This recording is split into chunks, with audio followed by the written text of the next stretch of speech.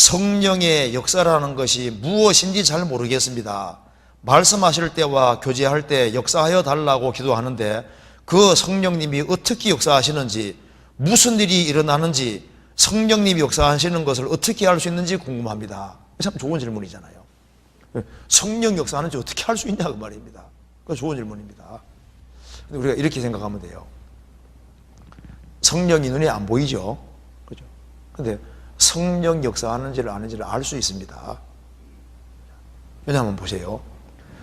성부 하나님은 구원을 계획 작정하셨고, 성자 예수님은 세상에 오셔서 십자가에 죽으시고 부활하심으로 구원을 완성하셨고, 이제 오순절에 성령이 강림하셔서 이제 세상에 계신데 성령이 하는 일이 뭔지를 보면 된다고 말입니다. 성령은 안 보이지만 배후에서 일하고 있거든요.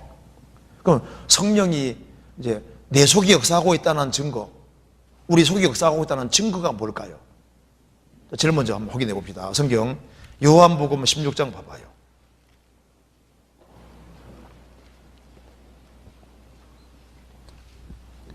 16장 8절입니다.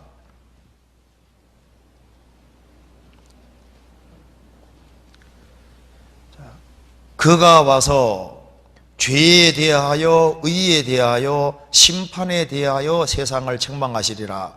죄에 대하라 함은 저희가 나를 믿지 아니하며 의에 대하라 함은 내가 아버지께로 가니 너희가 다시 나를 보지 못하며 심판에 대하라 함은 이 세상 임금이 심판을 받았음이니라. 자, 먼저 성령이 내 속에 역사했다, 그걸 알 수 있는 첫 번째가 바로 이겁니다.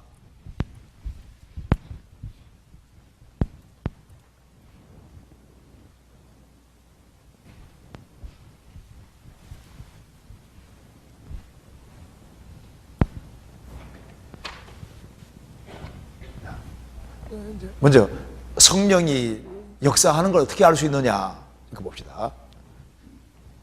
성령이 오시면은 먼저 이런 걸 깨닫게 됩니다.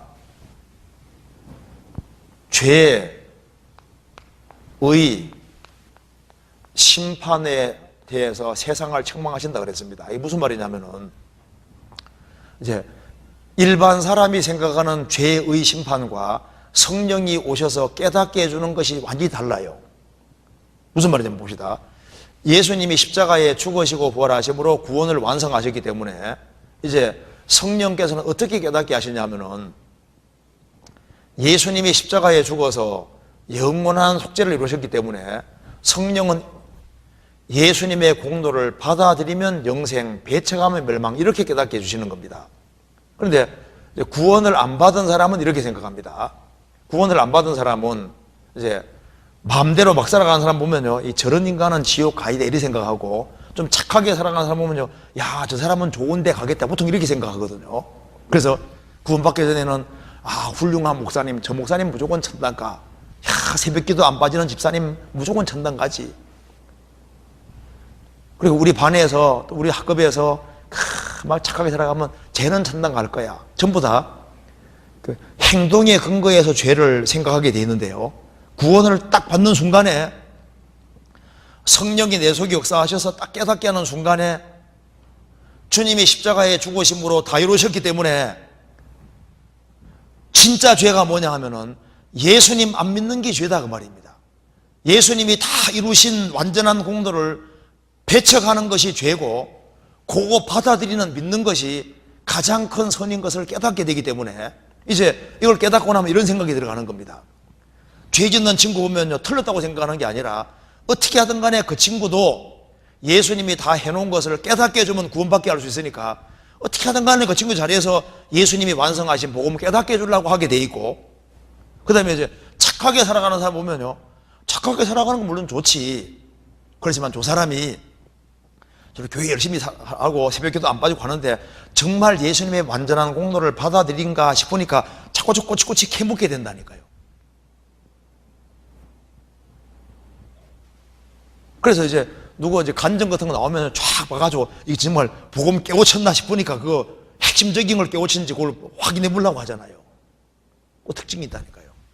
그리고 이제 의에 대하라 하면 내가 아버지께로 가니 너희가 다시 나를 보지 못하며, 예수님이 부활 승천하신 것이 우리 의이기 때문에 이제 구원받고 나면은요, 예수님이 내 공로로 딱 계시니까 내가 공로 세울 필요 없어요. 그러니까 신앙 동기가 달라지는데, 내가 왜 신앙생활 열심히 하느냐? 주님이 그걸 기뻐하시니까. 그리고 자기가 바르게 살아야 자기 양심도 편해요. 또 그리고 바르게 살아가면 상과 영광 준다니까 바르게 살아가는 것이지, 천국 가려고 바르게 살고 공로 세우고 천국 가려고 바르게 사는 것이 아니잖아요. 그죠? 만일 공로 세워서 천국 가려고 하는 사람은 예수님 공로를 끄집어내리는 사람이 되는 거니까 그 사람은 예수 예초도 모르는 사람인 겁니다. 그리고 심판에 대하여라면 이 세상 임금이 심판받았음이니라. 그러니까 예수님이 심판받은 자리가 바로 마귀가 심판받은 자리이기 때문에 마귀 권세에 있는 사람은 전부 다 심판이고, 이제 예수님 십자가 통과한 사람은 예수님이 대신 심판받았으니까 나는 심판이 없고 완전히 해방됐다는 걸 확실히 깨닫게 되는 겁니다. 첫 번째가 바로 이건 거예요. 그래서 이제 성령이 내 속에 역사했다는 증거가 이제 죄와 의와 심판에 대해서 바른 이해를 가지게 된 것은요, 이건 성령이 내 속에 역사했다는 증거가 되는 겁니다. 그러면 성령이 하는 일이 도대체 뭐냐 그 말입니다. 성령은 예수님 증거하러 왔기 때문에 우리 가운데 예수님이 높아지면은 그게 성령 역사하고 있다는 증거가 되는 거예요. 아세요? 요한복음 15장 보시겠습니다. 15장 26절 같이 읽어봅시다. 내가 아버지께로서 너희에게 보낼 보혜사 곧 아버지께로서 나오시는 진리의 성령이 오실 때 그가 나를 증거하실 것이요. 자, 성령님은 왜 오셨습니까? 예수님 증거하려고 오신 분입니다. 예수님. 그래서 내 속에서 예수님이 믿어지고, 그리고 그 사람이 예수님을 가까이 하고 예수님을 높이는 삶을 살고, 그러면은 우리 속에 주님 역사하고 있다는 증거가 되는 거예요. 요한복음 16장 14절을 같이 읽어보겠습니다. 같이 읽겠습니다. 그가 내 영광을 나타내리니 내 것을 가지고 너희에게 알리겠음이니라. 성령은 누구 영광 나타냅니까? 내 영광을 나타내리니. 그래서 마귀가 역사하면은 거기에 그리스도가 사라지게 돼 있고, 성령 역사 안 하면 사람이 탁 높아지게 돼 있는 거예요. 그래서 이 사람이 높아지고 다른 것이 높아지면 그게 뭡니까? 그게 마귀 역사인 거예요. 자, 성령께서 역사하시면은, 성령 역사한다는 증거가 뭡니까? 인간은 낮아지고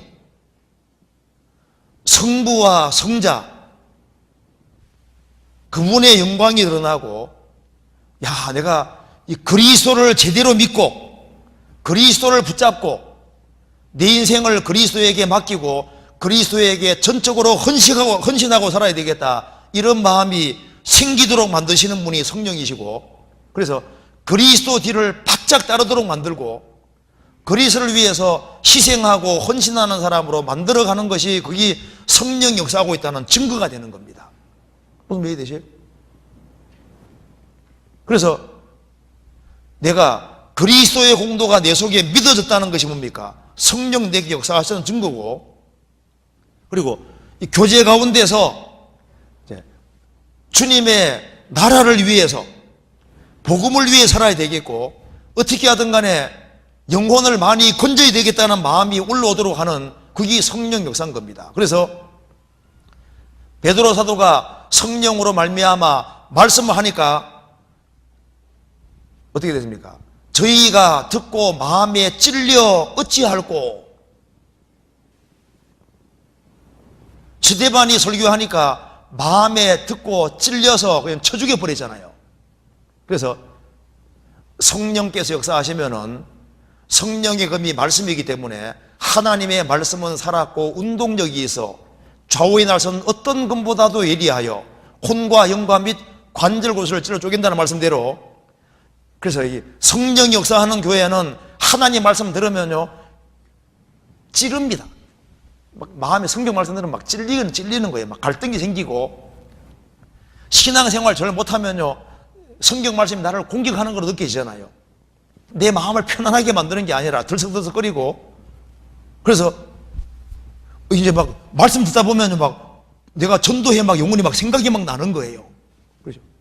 우리 아버지 어머니 어떻게 하지? 친구 어떻게 하지? 근데 성령 역사 안 해봐요. 계속 잠재운다니까요. 먼저 그의 나라와 그의 의를 구하도록 만들고 마음을 분발시키시고 주님을 위해서 뜨거운 마음을 가지고 살게끔 성령께서 마음의 불을 일으키는 거예요. 성령을 소멸치 말며 그 말대로 성령이 마음속에 불길을 불러일으키는 겁니다. 그래서 성령 역사는 한마디로 뭐냐 하면은, 성령은 그리스도를 증거하러 왔고 그리스도의 영광 나타내기 때문에 우리 가운데 주님이 높아지고 주님이 중심이 되고 주님 영광을 위해 살아야 되겠다는 마음이 일어날 때 내 속에 성령 역사한다는 증거고 우리 가운데 성령 역사한다는 증거가 되는 겁니다. 그런데 그래서 성령이 함께 한다는 증거가 교회는 복음 중심이 되는 겁니다. 왜? 주님이 가장 기뻐하는 것이 복음 전하는 것이기 때문에 내가 복음을 위해 살아야 되겠다, 나를 위해 죽으시고 부활하신 주님 위해 살아야 되겠다, 그런 마음이 일어나고 열정이 일어나고 그럴 때 성령 역사하고 있다는 분명한 증거인 겁니다. 화끈한 거 주는 게 성령이 아니고, 막 눈물이 폭 쏟아지는 게 성령이 아니고, 그럼 그 쏟아지는데 어떻게 되는 거예요? 그게 중요한 게 아니고 그리스도를 바짝 쫓게 만드는 거예요. 그게 성령님께서 역사하신다는 증거가 되는 겁니다. 그래서 모태로부터 성령이 충만한 사람은 모태로부터 성령이 충만했는데 그리스도에 대한 말씀, 그리스도가 마리아 태속에 섰는데 그걸 듣고서 뱃속에서 어떻게 했다고요? 기쁨으로 뛰놀았다고 그랬잖아요. 성령으로 충만한 사람이 그리스도를 기뻐했잖아요. 그리고 그는 무슨 일을 했습니까? 사람을 회개시켜서 그리스도께 향하도록 만들었잖아요. 그러니까 그리스도를 믿게 하고 그리스도를 따르게 하는 것이 성령의 역사인 거예요. 그럼 뭐가 마귀 역사일까요? 그리스도를 멀리하게 만들고 자기 멋대로 살게 만들고 영혼을 위해서 분발하지 않도록 만드는 것이 그게 마귀 역사잖아요. 그래서 인간이 높아지고 사람 중심이 되고 그리스도 말고 뭔가 다른 것이 높아지면 그것이 마귀가 배후 역사하고 있다는 증거가 되는 거예요. 이해되시죠?